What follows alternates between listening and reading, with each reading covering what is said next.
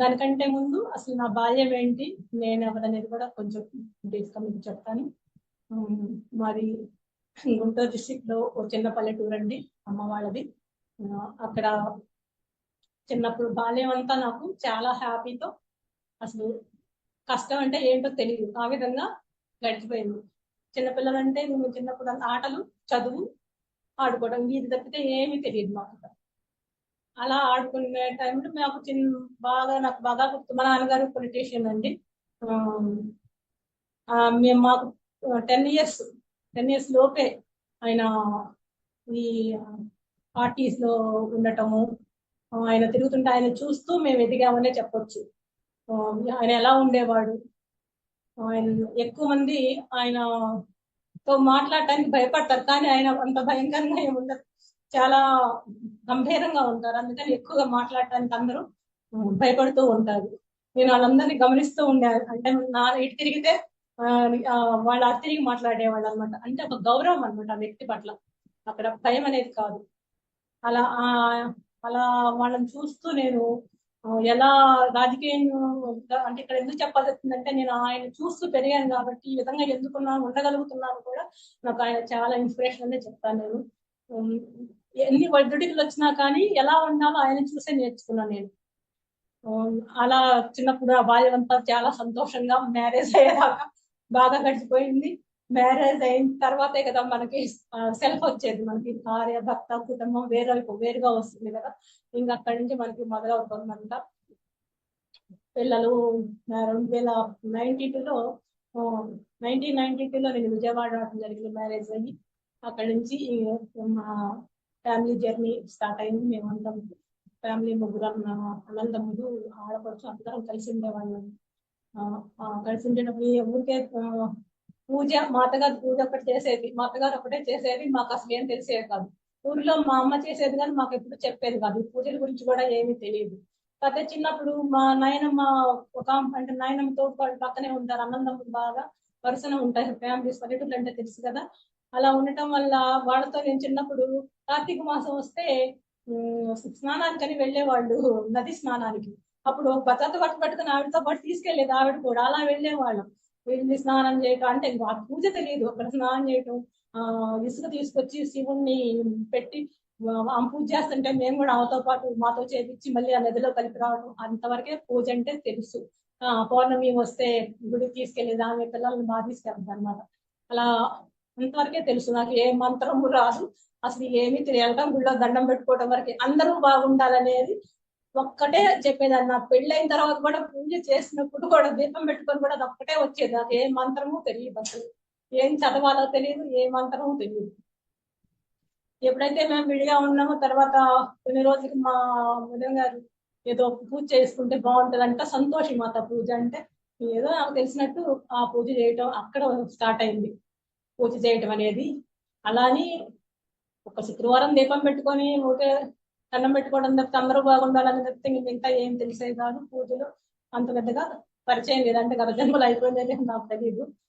అలా కొన్ని రోజులు పిల్లలు కొంచెం పెద్దవాళ్ళు అవుతున్నారు. పెద్దవాళ్ళు అయిన తర్వాత నాకు గుడిలో లలితా సహస్రనామాలు చదువుకుని ఉంటే నాకు కూడా ఆ లలితా సహస్రనామాలు చదువుతున్నారు, నేను కూడా చదివితే బాగుండు అనిపించేది. కానీ అది చదవడం వచ్చేది కదా, ఏం చేయాలి. అప్పుడు టీవీలో పెట్టుకొని విని దాన్ని బట్టి పుస్తకం పెట్టుకొని కూర్చొని చదువుకునేదాన్ని. అది కొన్ని రోజులు చదువుకున్న తర్వాత నాకు దీని అర్థాలు తెలిస్తే బాగుండు అనిపించింది. ఎలా తెలుసుకోవాలో తెలియదు, అంటే నేను బయటికి వెళ్ళేదాన్ని కాదు ఎప్పుడు, ఫ్యామిలీ పరంగా మేము బయటికి వెళ్ళాలి, ఇంట్లోనే ఉంటాం ఎక్కువ. ఇంట్లో పని చేసుకోవడం, పిల్లల పని, మా పని, ఇంకంతే. బయటికి వెళ్ళడం అలవాటు లేదు.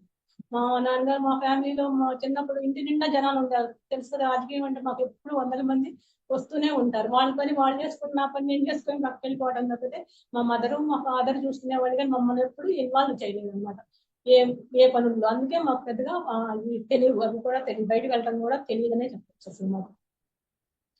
అలా మేము మా ఫ్యామిలీ మేము ఇంకా అలా ఎదుగుతూ వస్తున్నప్పుడు హఠాత్తుగా 2016లో ఆర్థిక పరంగా ఫుల్ దెబ్బతిని 16కి 0 అయిపోయాం. ఆయన్ని హాస్పిటల్లో పెట్టడము అంతా 0 అయిపోవడం అయిపోయింది అంతా. అక్కడి నుంచి ఏం చేయాలనేది అప్పుడు దాకా నేను ఆలోచించాల, బయటికి వెళ్ళాలని కూడా తెలియదు నాకు అసలు. వండుకోవడం వెళ్ళము, పిల్లలకి పెట్టడం అంతవరకే తెలుసు.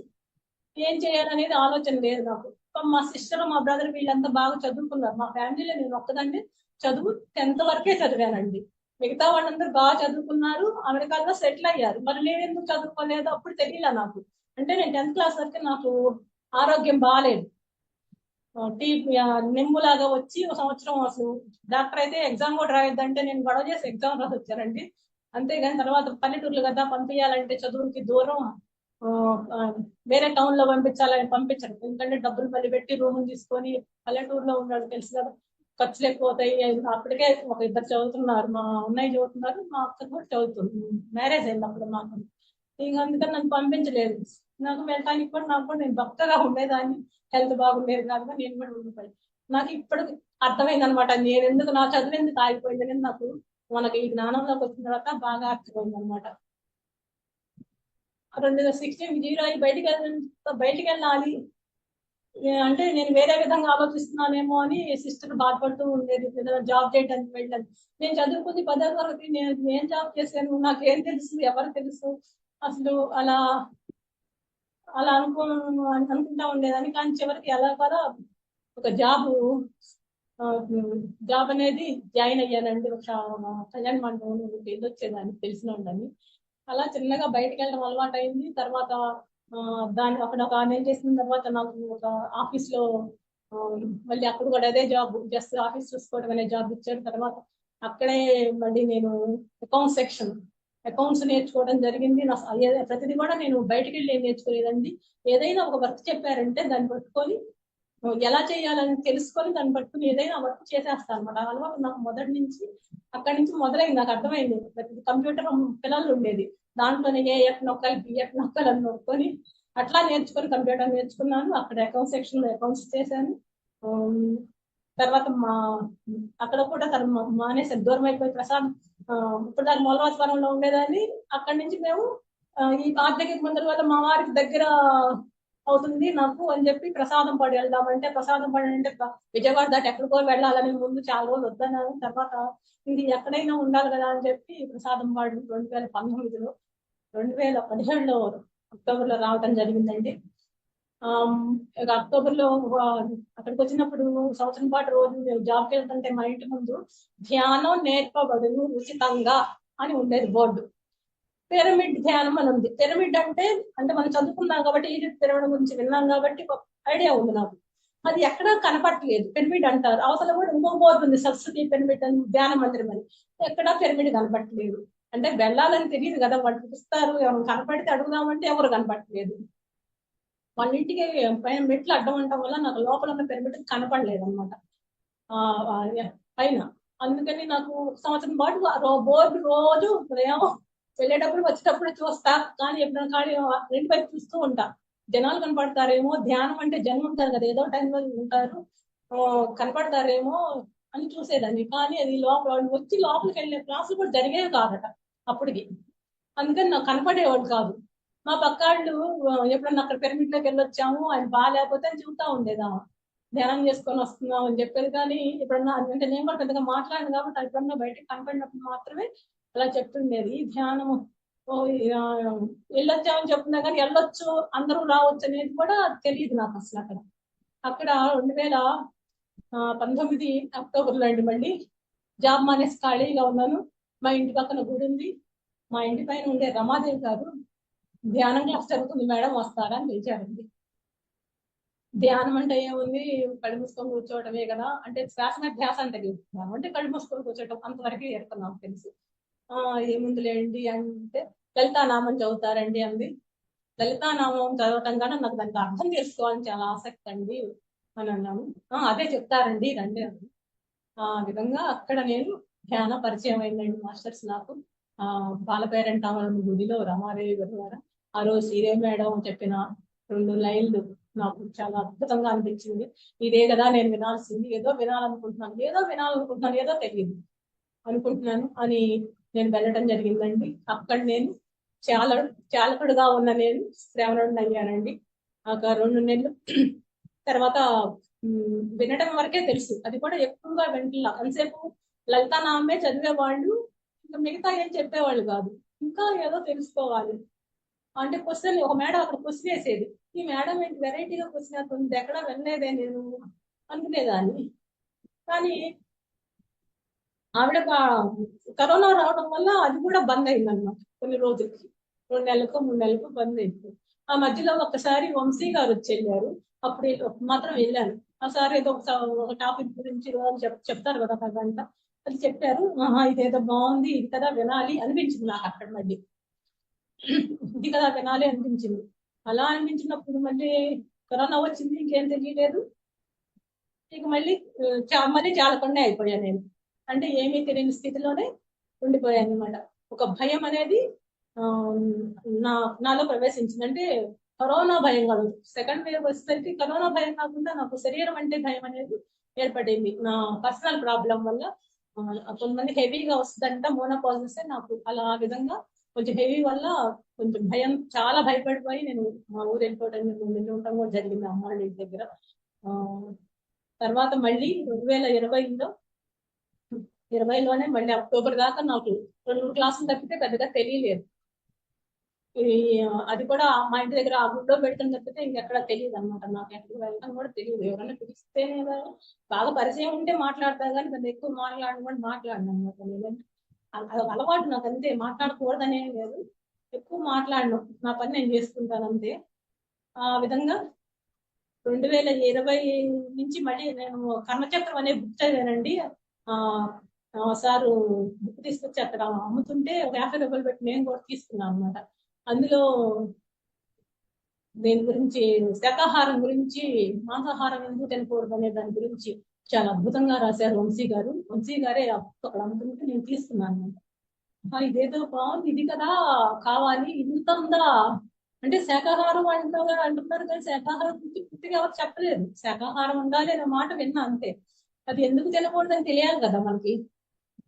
అందులో ఆ బుక్ లో రాసి చదివినప్పుడు నాకు అలా తిరిగి నువ్వు అయితే ఇది నేను తినకూడదు అని నిర్ణయం తీసుకున్నానండి. 2020 అక్టోబర్ నుంచి కొద్దిగా శాకాహారిగా మారాను. అప్పుడు దాకా 2-3 క్లాసులకు వెళ్తున్నా కానీ అప్పుడప్పుడు తినేదాన్ని. అంటే మామూలు ఎక్కువగా తినేవాళ్ళం కాదు, తినమంటే ఒకసారి తిన్నట్టే కదా, అది తినేవాళ్ళం. తర్వాత ఇంకా దాని గురించి తెలుసుకున్న తర్వాత దాన్ని కట్ చేయటం జరిగిందండి. నేను నా వరకు నేను తినడం మానేశాను. అప్పుడు నిదానంగా అప్పుడు భయం అనేది, అంటే 4 శక్తులు, ముముక్షువులు 4 శక్తులు ఉన్నాయి కదండి. ఆ భయం అనేది కూడా నాకు కొంచెం పరిచయం అయిన తర్వాత ఏర్పడింది. ధ్యానం అనేది కొంచెం పరిచయం అయిన తర్వాత ఆ భయం అనేది ఏర్పడింది అనమాట. ఆ ముముక్షు 4 శత్రువుల్లో 4 రకాల భయాల్లో మానసిక భయం ఉంది చూడండి. భయంలో 4 రకాలు. ఆ మానసిక భయమే నేను తెచ్చుకున్నానండి. ఏం లేదు, నా శరీరం అంటే నేను, నా ఊహాజనితమైన మాట.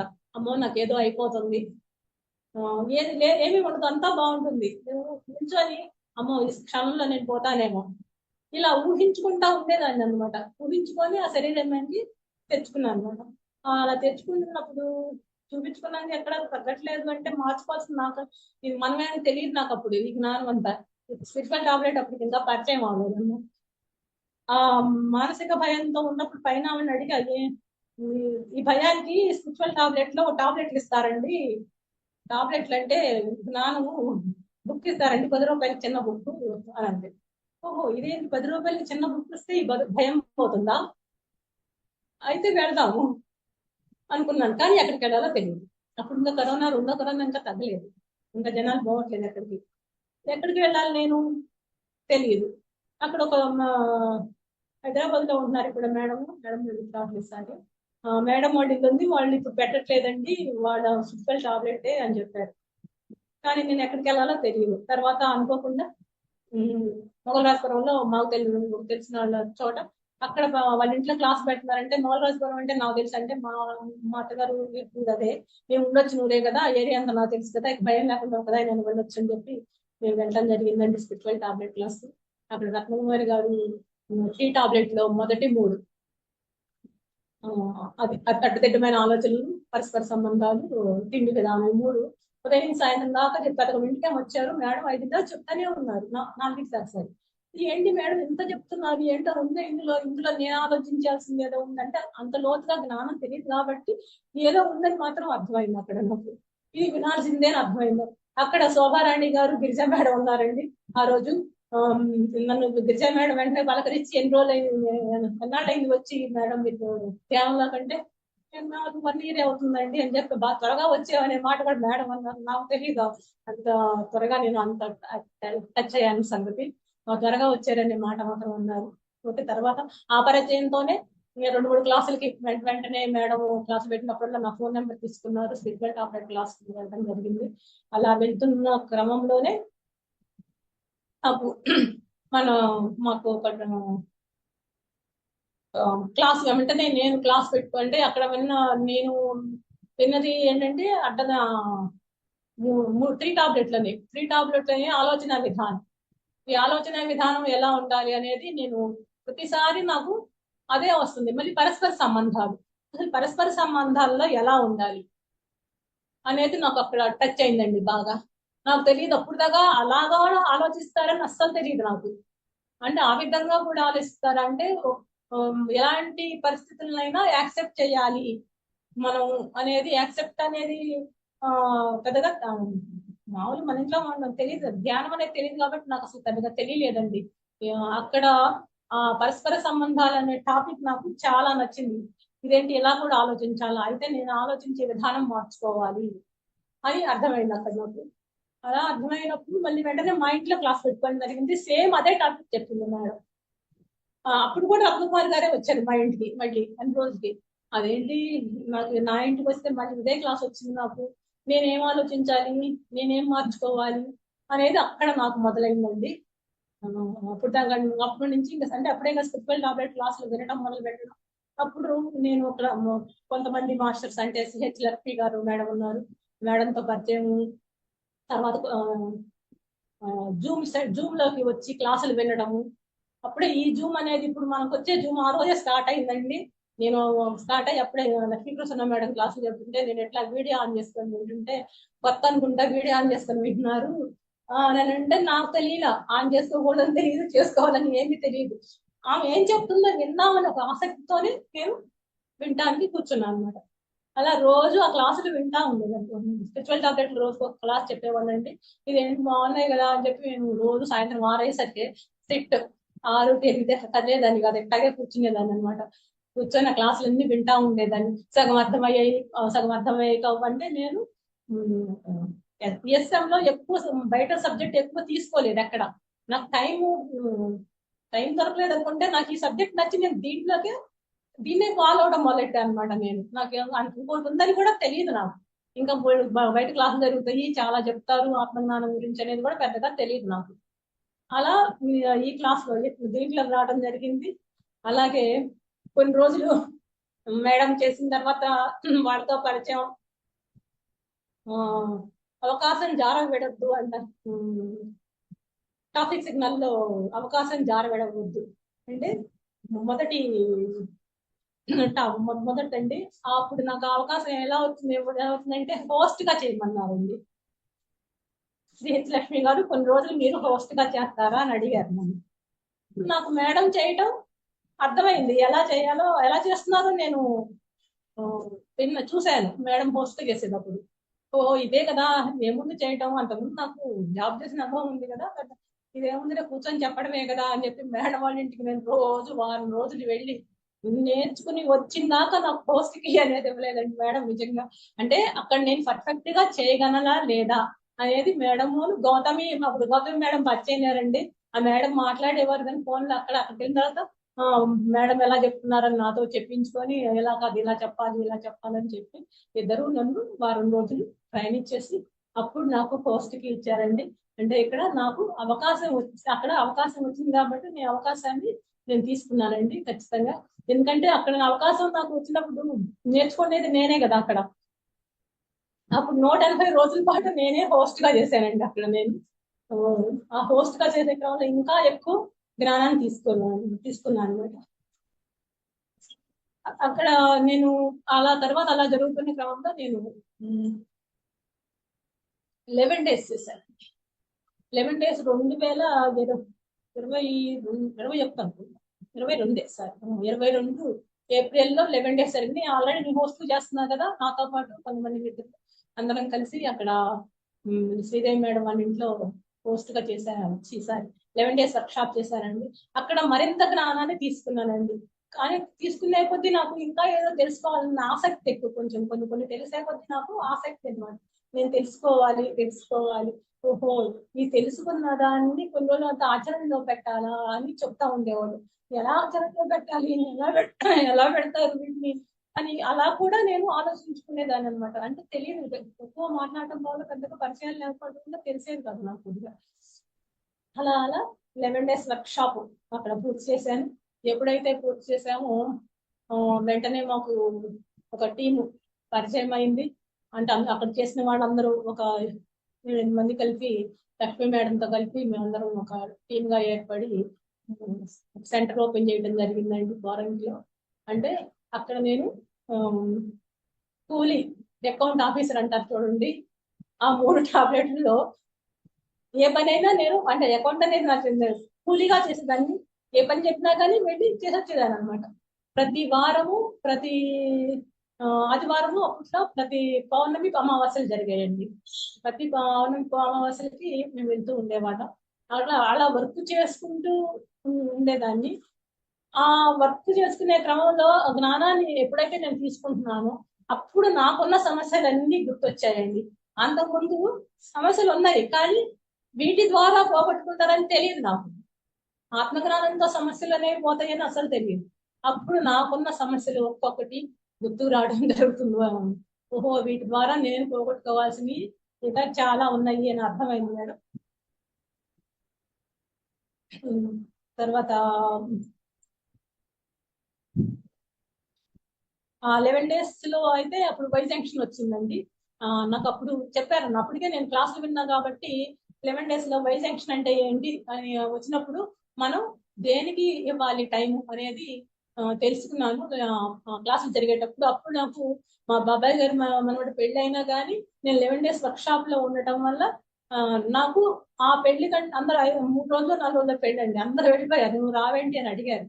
నాకు అర్థమైంది, ఇప్పుడు ఇంత జ్ఞానాన్ని తీసుకుంటున్నాము, జ్ఞానాన్ని తీసుకున్నప్పుడు వై జంక్షన్ వచ్చినప్పుడు మనకి టైము ఆత్మజ్ఞానానికే పెట్టమంటున్నారు. అప్పుడు నేను ఇక్కడికే పోవాలి కదా, పెళ్లి కాదు కదా ముఖ్యం నాకు.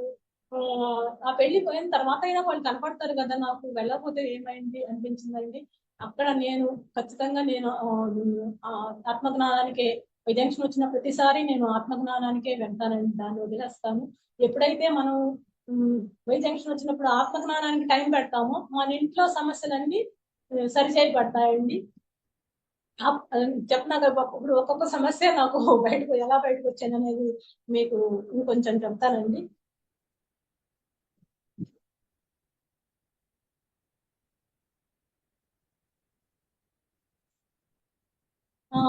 మొదట నేను నాకు జాబ్ చేసేటప్పుడు ఒక అమౌంట్, అది ఒక సమస్యని మీకు జస్ట్ చెప్తున్నాను. ఒక జాబ్ చేసేటప్పుడు కొంత అమౌంట్ నేను ఇచ్చానండి. దాచుకున్నా అనమాట. అతను ఎంతసేపు ఎన్నాళ్ళు తిరిగినా గానీ ఒక సంవత్సరం దాకా తిప్పాడు, ఇవ్వట్లేదు, తిరిగి ఇవ్వమన్నా కానీ. నాకేమో పాప మ్యారేజ్ చేసుకోవాలి, నాకు కావాల్సిందే అని చెప్పి అడగడం జరిగింది. ఇస్తా అంటున్నా కానీ ఇవ్వట్లేదు. నేనేం తొందరగా ఎవరింటికి వెళ్ళను కదా, తర్వాత కనుక్కొని వాళ్ళ ఇంటికి వెళ్ళి చెప్పడం జరిగిందండి వాళ్ళ ఆవిడికి, నాకు ఇలా జరుగుతుంది అని లక్ష్మి గారితో చెప్పాను. సిహెచ్ లక్ష్మి గారితో, మేడం వెళ్ళా నాకు ఒకతను డబ్బులు ఇవ్వాలి.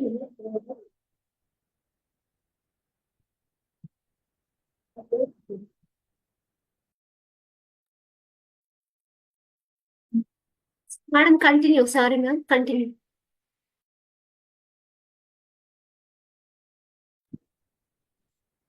ఏమ్మా పని ఉందా మీకు నాతో? Continue ma'am continue, no problem continue.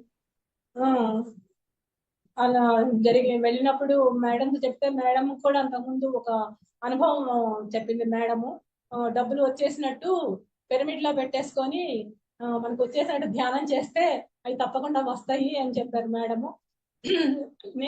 నేను అలాగే నాకు డబ్బులు వచ్చేసాయి, వాళ్ళు నాకు ఇచ్చారు అని చెప్పి ఒక స్లిప్ రాసి నెత్తి కింద ఉండేదండి పిరమిడ్.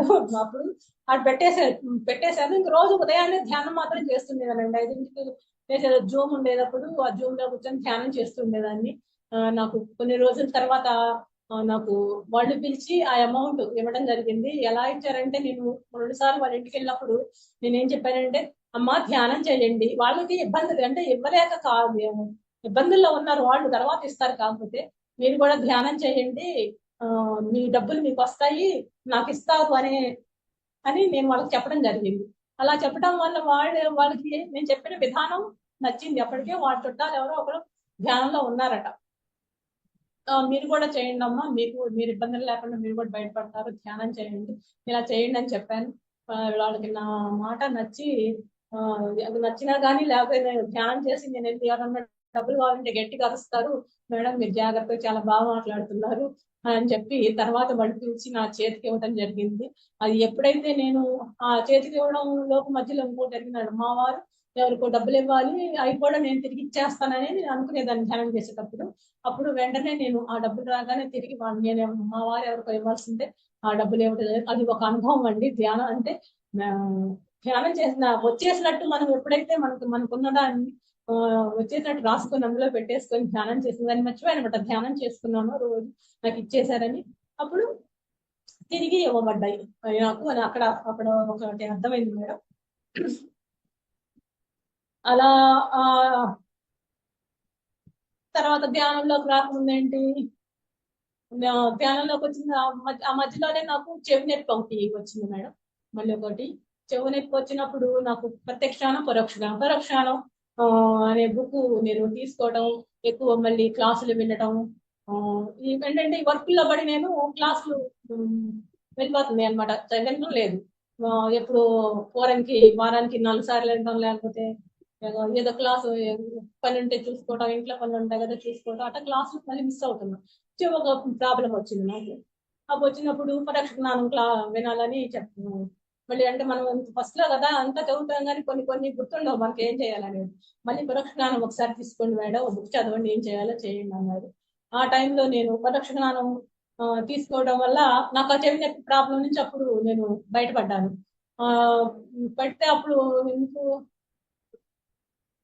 2023లో జనవరిలో, సారీ మళ్ళీ ఒకటి మర్చిపోయాను నేను, 2023లో తపస్థలిలో వర్క్షాప్, అడ్మినిస్ట్రేషన్ వర్క్షాప్ జరిగింది. మాస్టర్స్ అడ్మినిస్ట్రేషన్ వర్క్షాప్ వెళ్ళినప్పుడు అక్కడ కూడా నేను కూలీగానే వర్క్ చేశాను. అంటే నేను లోపల ఆఫీసర్ గా కూర్చుంటే బయట వర్క్ ఎవరు చేస్తారు ఇదే ఆలోచించేదాన్ని నేను. బయట పనులన్నీ ఎవరు చేస్తారు అని కూలీ అకౌంటెంట్ మూడిట్లో నేను ఇక్కడ కూడా కూలీగానే వర్క్ చేశాను అనమాట. ఇక్కడ నేను కూలీగా చేస్తున్నా అనే ఫీలింగ్ లేదు నాకు. ఎందుకంటే ఒక వర్క్ అవ్వాలంటే అక్కడ దానికి తగ్గట్టు ఆ వ్యక్తి అక్కడ ఉండాలి కదా. అక్కడ కూడా నేను ఆ మూడిట్లో ఒక టాబ్లెట్ నేను చేసింది అంతే సార్. అక్కడ మేడం నేను క్లాసులకు లోపల రమ్మంటే లేదు, మీరు చెప్పిన తర్వాత నేను వింటాము, బయట నేను లోపల ఉంటే మళ్ళీ బయట అవ్వదు అని చెప్పి నేను బయటే ఉండి లక్ష్మీ మేడం నేను లోపలికి పంపించేవాళ్ళ. అలా మేడం క్లాస్ వినేది, నేను కూడా తర్వాత ఎప్పుడు క్లాస్ ఖాళీ ఉన్నప్పుడు సార్ చెప్పింటే వినేవాళ్ళ. ఆ టైంలో అది అయిపోయిన తర్వాత సారు ఇట్లా చెవి నొప్పి తగ్గించుకున్న తర్వాత గిరిజా మేడం జీకే సార్తో మాట్లాడిచ్చారు ఫస్ట్ టైము. మేడం ఏంటి మీ అనుభవం అంటే, నా అనుభవం చెవి నొప్పి తగ్గింది సార్, ఇలా పరోక్ష జ్ఞానం తీసుకోవటం వల్ల అప్పుడు చెవి నొప్పి అనిపించింది అంటే. అయితే మీ అనుభవం బుక్ లో రాయొచ్చు మేడం అని చెప్పారు. నవ్వాను. అంటే పెద్దగా మాట్లాడింది అంతవరకే మాట్లాడాను నేను సార్తో అప్పుడు. ఆ పరోక్ష జ్ఞానం తీసుకోవడం వల్ల నాకు చెవి నొప్పి అనేది అప్పుడు తగ్గింది మాస్టర్స్. అదొక అనుభవం. తర్వాత చెప్పే విధంగా నాకు ఉన్న సమస్యలు ఒక్కొక్కటి, నేను 16 నుంచి 0 ఫైనాన్స్ విషయంలో నేనేం చెయ్యాలి అంటే, జాబ్ చేస్తున్నాను కానీ జాబ్ కూడా ఆగిపోయింది. ఎక్కడే వెళ్తారు బయటికి, కానీ పిల్లలు చదువులు అయిపోయి ఉన్నారు. ఆడపిల్లలు ఇద్దరు, నాకు పెద్ద బాబు ఇద్దరు బీటెక్ చదివింది, చిన్న బాబు చదువుతోంది. ఇద్దరు పెద్ద అమ్మాయి ఖాళీగా ఉంది, అమ్మాయిని చిన్నగా హైదరాబాద్ పంపించేసి చిన్న జాబ్ లో ఎట్లా పెట్టుకొని తను చేస్తుంది. ఇంకా మ్యారేజ్ చేయాలని సమస్యలు ఇక స్టార్ట్ అయినాయి అనమాట. మ్యారేజ్ చేయాలి, ఫైనాన్షియల్ గా ఇబ్బందుల్లో ఉన్నాం, ఏం చేయాలి అనుకునేవాళ్ళం. ఈ ధ్యానానికి రాకముందు ఎప్పుడైతే ఈ ధ్యానం ఆత్మజ్ఞానం తీసుకోవడం మొదలెట్టానో నాకు ఇక దీని గురించి ఫైనాన్షియల్ విషయము అనేది పక్కన పెట్టేసి ఎంతసేపు ఈ వర్క్ లోనే ఇన్వాల్వ్ అవడం జరుగుతుంది నేను. అప్పుడు ఇన్వాల్వ్ అవుతుంది జరిగినప్పుడు ఎప్పుడైతే నేను ఈ ఆత్మజ్ఞానం తీసుకుంటున్నానో అక్కడ నాకున్న సమస్య పిల్లల నుంచి ఎదురైంది. నాకు మళ్ళీ పాప నుంచి ఎదురైంది. ఆ పాప నుంచి ఎదురైనప్పుడు నేనేం చేయాలని 4 సంవత్సరాలు నేను ఎలాంటి ఇది తీసుకోలేదు, నిర్ణయం తీసుకోకుండా బాడీకి తెచ్చుకోలేదు, కానీ బాధపడటం అయితే చాలా జరిగింది. ఎప్పుడైతే మేము ఈ మంచి కష్టాలు తీసుకొని ఈ ఆత్మజ్ఞానం అంటే మంచి ఇప్పుడు మేము చేసేదంతా మంచి కష్టాలే కదా, ఈ ఆత్మజ్ఞానం ఎప్పుడైతే లోపలికి తీసుకుంటున్నానో ఆచరణ చేయాలి కదా అనే ఒక ఇది అనిపించింది అనమాట నాకు. అప్పుడు దాకా వెంటనే కానీ ఆచరణ అంటున్నారు కానీ ఏంటో అర్థం కాలా నాకు, ఏం ఆచరించాలి అనేది అప్పుడు క్వశ్చన్ వచ్చింది. అప్పుడు పరీక్షా సమయం పరిష్కార మార్గం. నాకు నిజంగా పరీక్షా సమయం అంటే తెలియదు, కొత్త కదా నాకు కూడా జ్ఞానం అనేది వినడం అప్పుడప్పుడే వింటున్నా. ఇది ఆచరణ అంటే ఇది కరెక్టా కాదా, ఎన్ని క్వశ్చన్లు అన్ని వస్తా ఉండే. నాకు పరీక్షా సమయం నిజంగానే పరిష్కార మార్గం ఎలా అనేది ఒక క్వశ్చన్ వచ్చేసింది అనమాట. అప్పుడు నేను తీసుకున్న జ్ఞానాన్ని ఎక్కడ ఏం చేయాలి, అందరూ ఆత్మే పరబ్రహ్మం అంటున్నారు, నువ్వు నేర్చుకోవడానికే ఇక్కడికి వచ్చావు, నీ పిల్లలు నీ వాళ్ళని శరీరం నుంచి జన్మ తీసుకున్నారంటే ఎవరి ప్రోగ్రామ్ వాళ్ళదే అని చెప్తున్నారు, మరి నేనేం చెయ్యాలి ఇక్కడ అనే క్వశ్చన్ మార్క్ వచ్చింది నాకు ఇక్కడ. అంటే నేను చేసేది అంటే మనం ప్రాపంచికంగా ఆలోచిస్తాం కదా, మనం ఓహో మనం మా నాన్న పొలిటీషియన్, మా పిల్లలు అలా చేస్తే ఎలా ఎలా తప్పుగా అనుకుంటారు, అందరూ ఏమనుకుంటారనే లెక్కలోనే ఉంటాం మనం. ఉంటాం కదా, నేను అలానే ఉన్నాను.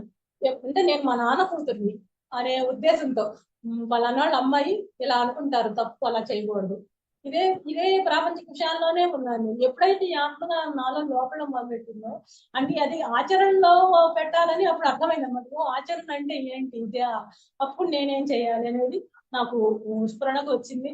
అప్పుడు వెంటనే నేను సమస్య ఆధ్యాత్మిక పరిష్కారం బుక్ మీరు అందరు చదివే ఉంటారు.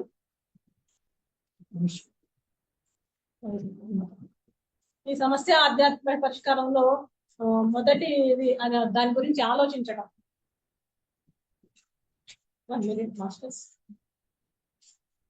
1 minute.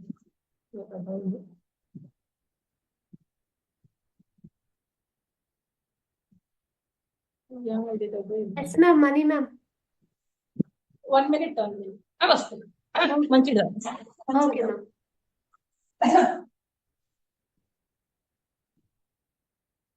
ఒక్క నిమిషం లైన్ లో ఉందా?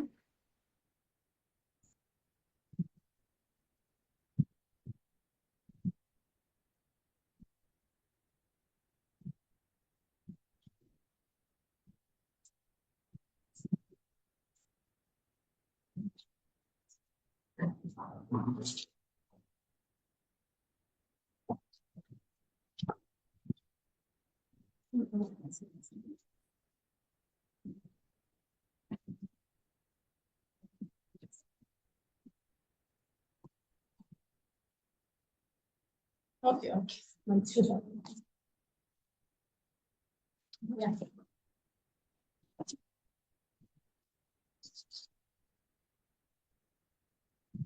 ఓకే మాస్టర్స్, ఇక్కడ నాకున్న సమస్యకి నాకు పరిష్కారం ఏంటి అసలు అనేది నాకు రైజ్ అయింది.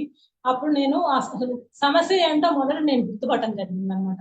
అక్కడ అసలు సమస్య ఎక్కడి నుంచి వస్తుంది, ఎందుకు వస్తుంది, అది ఎవరి వలన వస్తుంది అనేది నేను గుర్తుపట్టడం జరిగింది.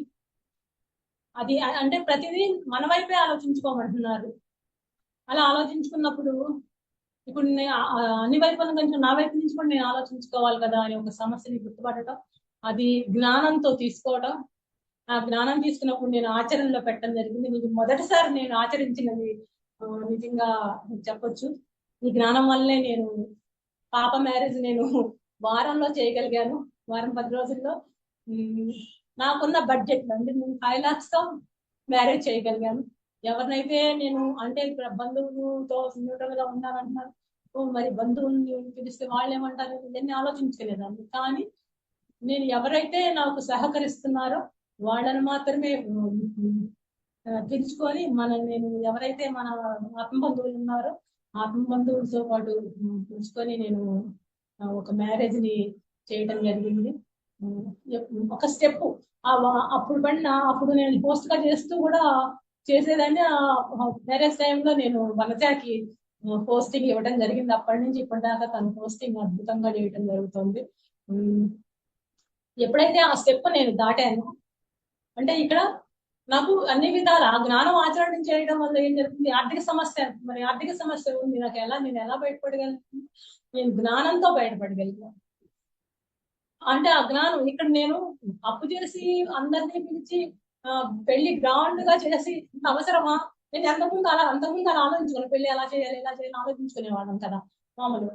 ఇదంతా నాకు అవసరమా, నేను ఎలా చేయాలి అనేది నాకు అప్పుడు ఒక ప్లాన్ వచ్చింది. ఆ ప్లాన్ రాసుకున్నాను నేను. ఓహో ఇలా చేయాలి ఇది అని నేను పుస్తకం పేపర్ పెట్టుకొని నేను ఇదైతే నా బడ్జెట్ అంత అవుతుంది, ఇలా అయితే నా బడ్జెట్ అంత అవుతుంది. దాన్ని నేను మా మదర్తో సంప్రదించుకొని అలా చేయటం జరిగింది మాస్టర్స్.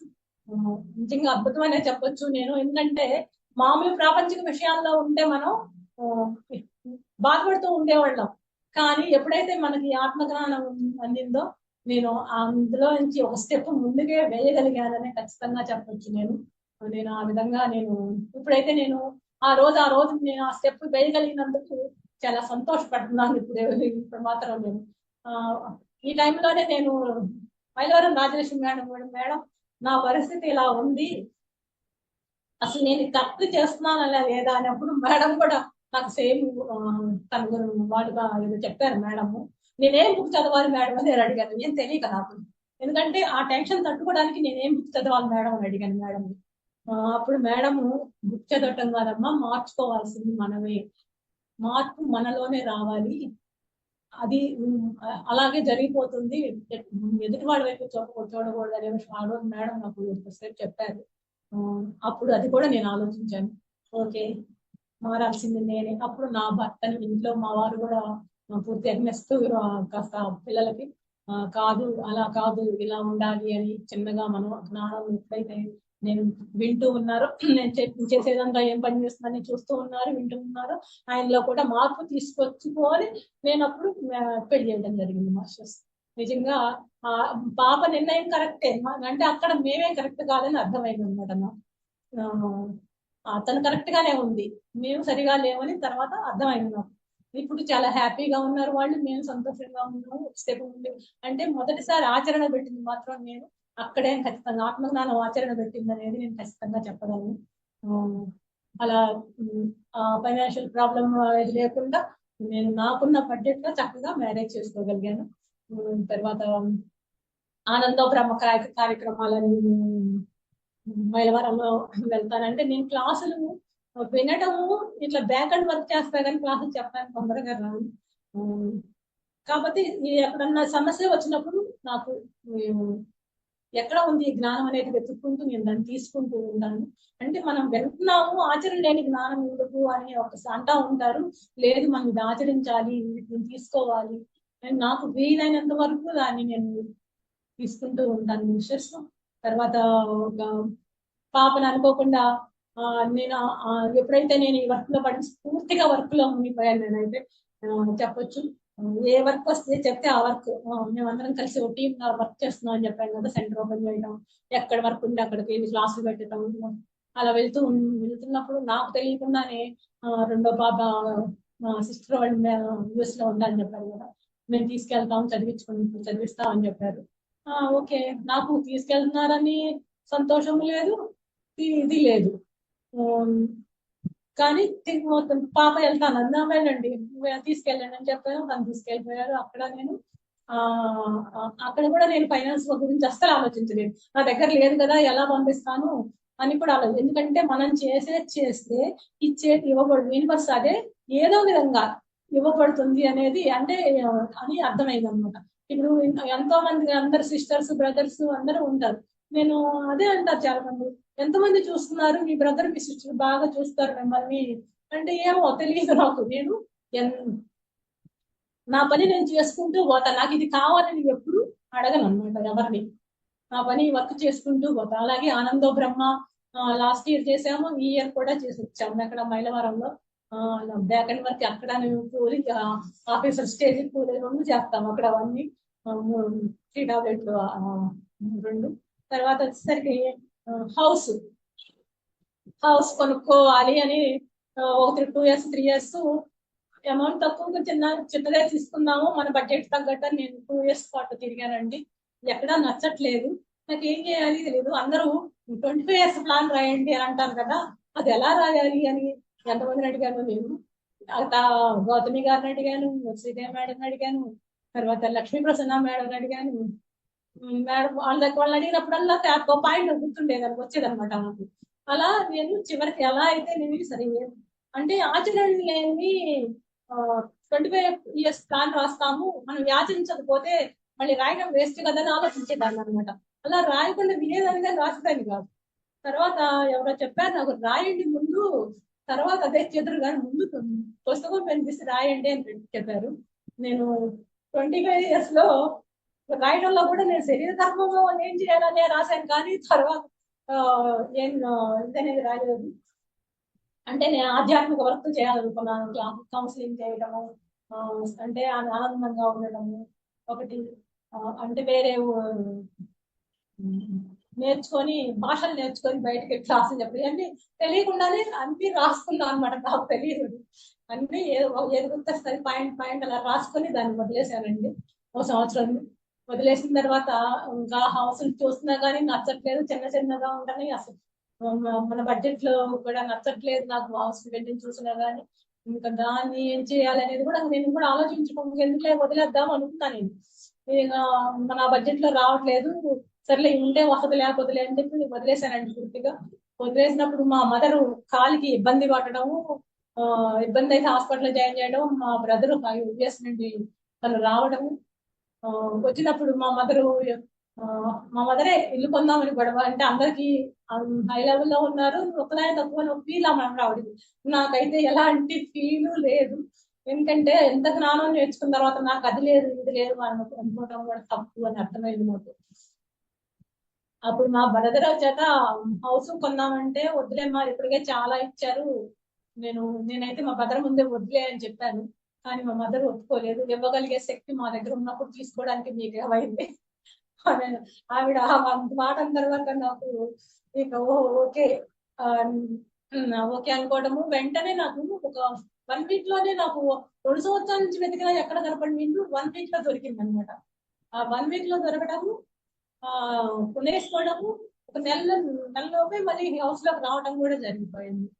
మరి ఫైనాన్షియల్ నా దగ్గర ఉన్నది చాలా తక్కువ, మరి ఎలా వచ్చింది? నాకు అది వస్తారు, అదే చెప్పాను నేను, నా ఆలోచనే నాకు వాళ్ళు పెడతారు వీళ్ళు పెడతారు అనే ఆలోచన ఉండదు. చెప్పిన పని చేసుకుంటూ పోతా, ఎవరు చెప్పినా చేస్తాను.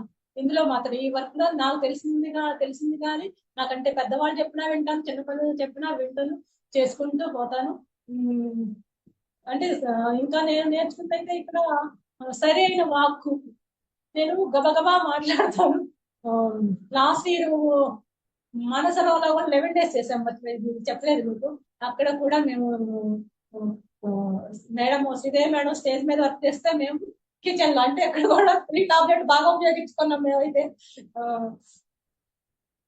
అక్కడ కూడా అదే ఆ పని స్టేజ్ కింద పనులు, వాళ్ళకి భోజనం కాడి నుంచి అక్కడ కూడా మేము టీం వర్కే చేసామండి. అందరం ఎక్కడికి వెళ్ళినా టీం వర్కే చేస్తుంటాం అందరం, ఎందుకంటే టీమ్ గా వెళ్తాం అన్నమాట, పెద్ద పెద్ద వర్కులు అలా చేస్తూ ఉంటాం. అది ఫైనాన్షియల్ గా అంటే ఇంకా ఇప్పటికి కూడా నాకు ఫైనాన్షియల్ గా ఇబ్బంది అనేది ఉండదు.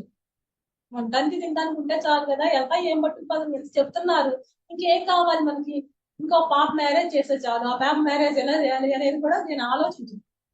ఆ టైంకి అదే జరిగిపోతుంది ఏదో ఒకటి అని, ఆ విధంగా నేను వర్క్ చేసుకుపోతూనే ఉంటాను కానీ వాటి గురించి ఆలోచించాను.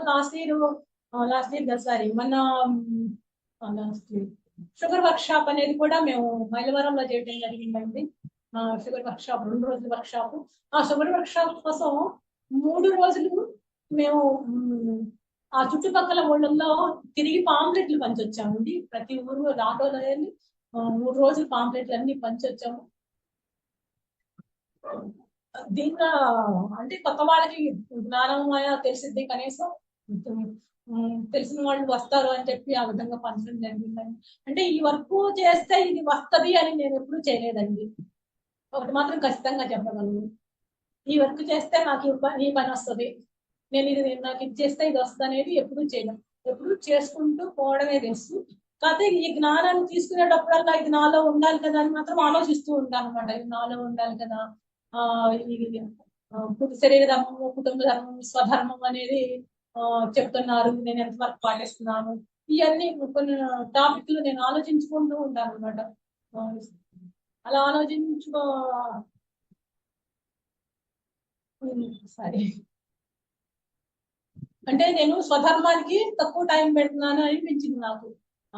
స్వధర్మానికి తక్కువ టైం పెడుతున్నాను అనిపించి ఇప్పుడు నేను పూర్తిగా నేను మౌనం అని చెప్పి, మౌనం అంటే నాకు కొన్ని రోజులు నాకు రెస్ట్ కావాలి, ఏం చేయాలి అని అర్థం కాలేదు. అందుకని నేను మౌనం లేని ఎవరితో మాట్లాడలేదని చెప్పి ఎవరైనా ఫోన్ చేసినా కానీ అలా చెప్పడం జరిగింది. నెక్స్ట్ ఇంకా ఏం చెప్పాలి నేను, సరే 11 days ఈ ఇయర్ మొన్న 11 days కూడా చేశానండి. మొన్న లాస్ట్ మంత్ 5వ తారీఖు నుంచి 15వ తారీఖు వరకు నెక్కలలో చేశానండి 11 days. అక్కడ అంటే మా సార్ 1 year ప్లాన్ ఇచ్చాను కదా, ఆ ప్లాన్ ప్రకారం ఏ వర్క్ ఎప్పుడు చేయాలి అని చూసుకుంటూ 11 days వెళ్ళడం జరిగింది. 11 days లో మేము మధ్యలో వచ్చి ఇంటికి వెళ్దాం అనుకున్నాను, కానీ నేను శైలజ గారు దీనికి మెయిన్ గా అక్కడ పేరు ఇచ్చుకున్నాం అక్కడ చేయాలని. తను పాపం 3 రోజుల తర్వాత వాళ్ళ మదర్ కింద పడిపోయారు. అంటే వెళ్ళమ్మా ఇబ్బంది పడతారు కదా తను అని చెప్పి తను పంపించడం జరిగింది. అక్కడున్న నేను 11 రోజులు నేను అక్కడే ఉండిపోయాను, కానీ ఇంట్లో మా వారు కూడా రాలేదు, ఏం చేయలేదని కూడా. ఎందుకంటే అక్కడ నా బాధ్యత అది, ఒక వర్క్ షాప్ ఇన్ఛార్జ్ గా నా బాధ్యత అది.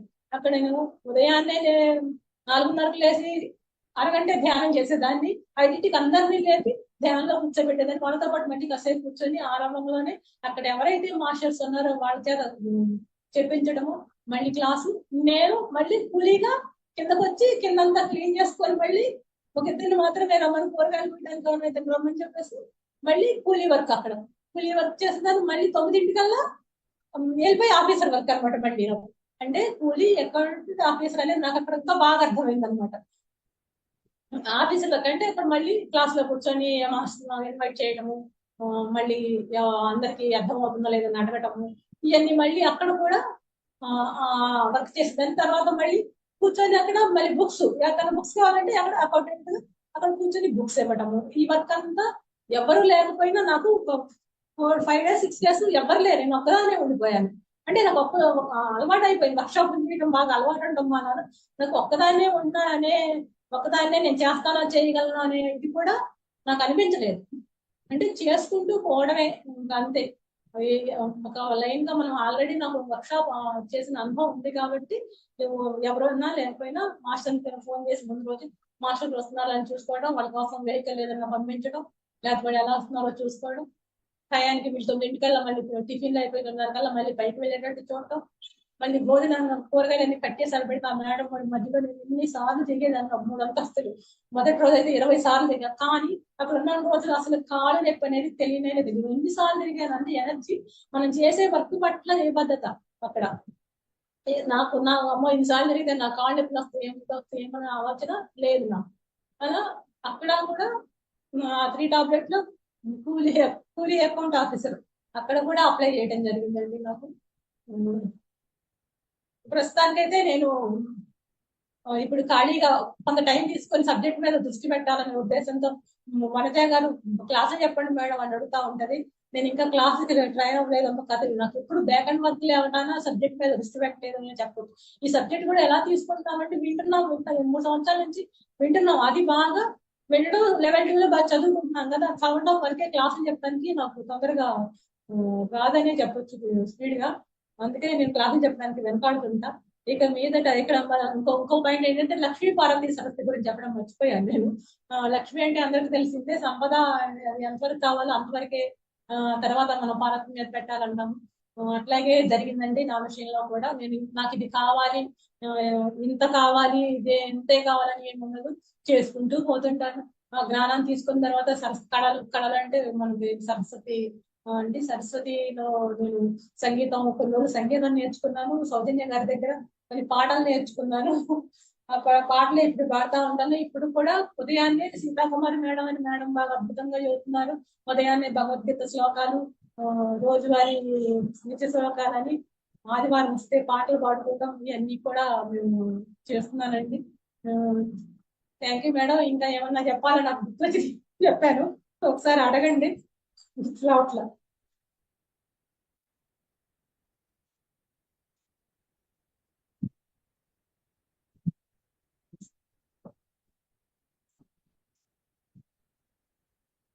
ట్రాఫిక్ సిగ్నల్ లో నేను చెప్పాను కదా, మొదట్లో ట్రాఫిక్ సిగ్నల్ బాగా అప్లై చేశాను. నేను మొదట బాధపడినప్పుడు నాకు వచ్చిందంటే, మనం అదే దేవుని రాజ్యం మీలో ఉంది తొలుత గమనించండి అనే అనే దానికి నాకు ముందు ఆ వాక్యం ఏంటంటే, వీళ్ళు మాట్లాడుకునేదే కదా, వాళ్ళు మనకెందుకు వచ్చింది అని అర్థమయ్యేది కాదు నాకు. తర్వాత జ్ఞానం ఎప్పుడైతే మన లోపలికి అందించబడుతుందో అప్పుడు ఆ వాక్యానికి అర్థం తెలిసిందండి నాకు. ఎందుకంటే నా లోపల నుంచి అది వచ్చింది అనమాట ఆన్సర్. ఒక ఆన్సర్ వచ్చింది నా లోపల నుంచి. నువ్వు ఎదగడానికి వచ్చిన సమస్యలు ఏంది, నేనేం ఎదగాలి నాకు అసలు అర్థం కాల మొదట్లో. అప్పుడు కొత్త కదా నేను కూడా. కాబట్టి ఫస్ట్ లో ధ్యానం బాగా కుదిరేది. అప్పుడు ఏ నేనేం ఎదగాలి, ఏం నేర్చుకోవాలి అంటే, గుణాలు మార్చుకోవడం అంటారు మన దాంట్లో. ఏం గుణం మార్చుకోవాలి నేను ఇక్కడ అన్ని అంటే ఎప్పుడు ఎదుటోళ్ళ వైపు చూపిస్తాం మనం చెయ్యి, కానీ లేదు, ఎప్పుడు చెయ్యి మన వైపే చూపించుకోవాలని అప్పుడు నాకు అర్థమైందండి. మారాల్సింది ఎవరో కాదు, నేనే అని అర్థమైంది. తర్వాత మనం వాస్తవానికి మనమే సృష్టికర్తలు అని, నిజమే కదా. అంటే సృష్టించుకునేది కూడా ఆలోచన నేనే కదా సృష్టించాను, మరి బాధ కూడా నేనే కదా పడాలి అని నేను అర్థం. టాపిక్ సిగ్నల్లో పాయింట్స్ మాత్రం అప్పుడు కొన్ని అర్థమైనాయి నాకు. అది కూడా నేను ఇప్పుడు ఏ సమస్య వచ్చినా గానీ ఏ టాపిక్ లో వెళ్ళి తీసుకోవాలనేది అర్థమవుతుందండి. మేము క్లాస్ చెప్పడం అలవాటు పోయింది కానీ అలవాటు లేదు, కానీ నేను నా పరంగా నా వరకు నేను తీసుకుంటానండి. చేతైన వాడికి ఎవరికన్నా ఎదురు కూర్చొని చెప్తా గానీ ఇట్లా క్లాస్ చెప్పాలంటే రాదు ఎందుకనో. Okay madam, thank you. ఇంకేమైనా క్వశ్చన్లు ఉంటే అడగండి, నాకైతే గుర్తురాదు. నేనేం చేశానో గుర్తులేదు నాకు. ఓకేనా మేడం? Thank you madam.